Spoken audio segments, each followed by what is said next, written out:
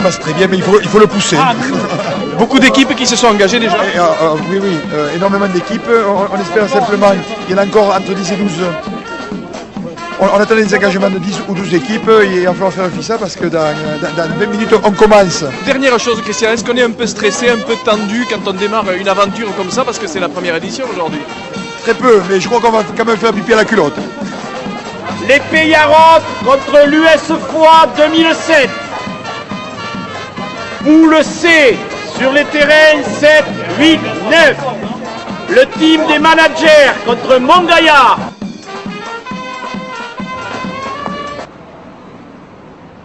Ce qui fait la force de ce territoire, c'est d'avoir, au travers de son histoire du rugby, des gens hyper motivés.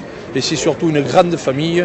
Et je crois qu'on est tous comme des frères. Et chaque fois qu'on peut se réunir, en mémoire même de nos amis qui sont disparus, ils sont toujours là. Et aujourd'hui, c'est une grande journée et du souvenir et de l'amitié qui se pose à tout le monde. Donc nous, on est très heureux. Et le rugby est une des forces vives de cet esprit du Pays d'Olme et de l'Avlanais notamment. C'est parti, 9h30 du matin, ce samedi 23 juillet 2007, le coup d'envoi des premières pétanques Ovalie vient d'être donné.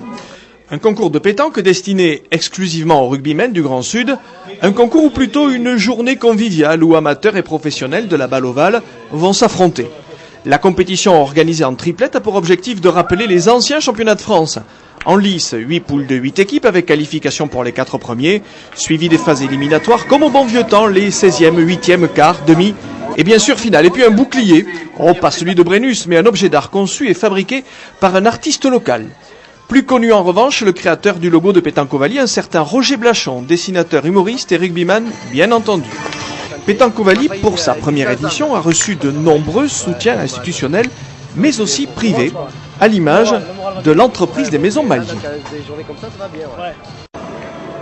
On est donc venu des 4 coins du Grand Sud, Albi, Gaillac, Montauban, Cahors, Castres, Dax, mais aussi des petits villages, avec par exemple Chalabre à la frontière de l'Aude et de l'Ariège. Et pour défendre Chalabre et le Stade Toulousain, la famille Carbonneau, père et fils, est en face un adversaire de taille.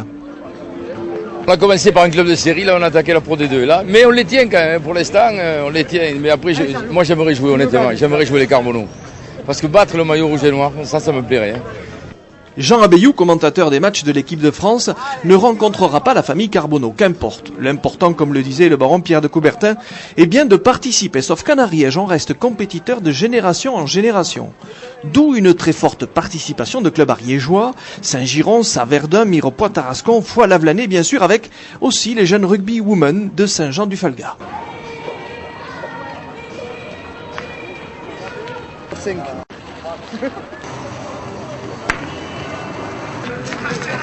Là.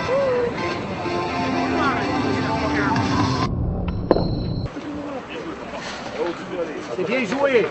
Aïe aïe aïe. Je peux pas.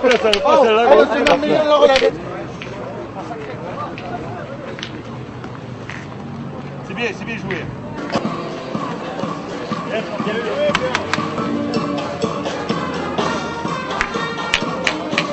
Vont pouvoir aller se restaurer pendant 45 minutes. En revanche, les poules A, B, C, D et E.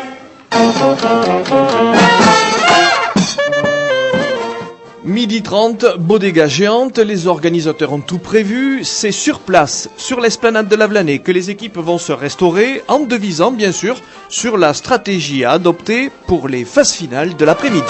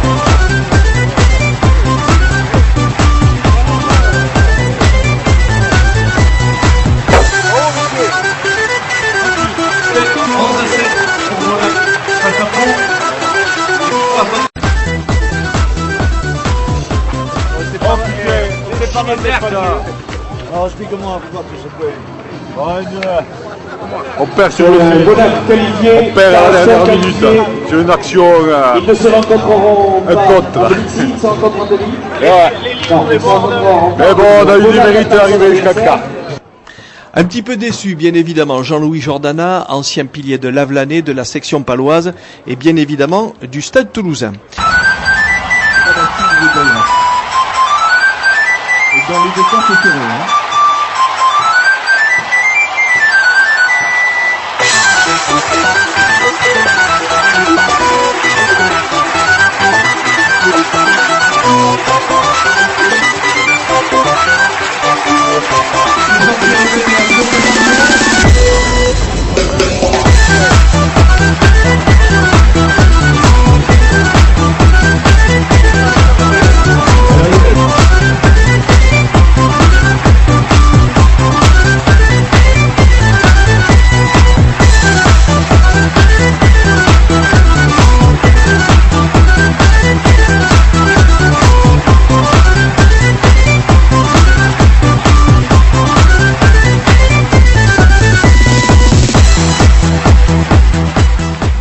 C'est Jean-Pierre Bell, le sénateur-maire de Lavelanet, et Aldo Caglio qui donneront le coup d'envoi de la finale.